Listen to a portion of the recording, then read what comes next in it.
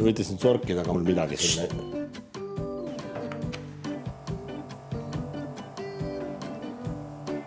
Vaatan, et teil on vererõhk 150, see on päris kõrge.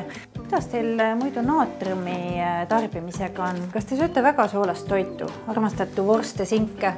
Kuidas te armastate? Mis naatriumi? Ma söön, mida ma tahan. Ja mingid valmistoite ma üldse ei puutu. Kolesterooli analüüsid näitavad, et kolesterool on natuke kõrge. Kas see on kuidagi geneetiline, äkki perekonnalt päritud, emal, isal kõrge kolesterool? Minu isa, mis see mu perekond siia puutub, mis te lubate endale?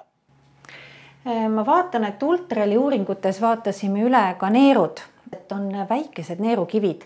Et kuidas teil urineerimisega on, et kas surve on normaalne, kas juga on selline katkendlik või on niisugune ühtlane, et kuidas? Vabandage, te palute praegu mul teile siin minu survet hakata kommenteerima või? Me tahaksime teile parimat. Vaatame korraks selle elustiili. Andke mulle pastakat, palun. Aga vaataks selle elustiili ennem üle. Palun, andke pastakat mulle. Ja ma palun, et te paneksite siis täiendava aja vereanalüüside jaoks. Minu toitumise halvustamine 1500. Minu perekonna ründamine 1500. Ja minu surve kommenteerimine 1500. 3 korda 1500. Hingeliste üleelamiste eest.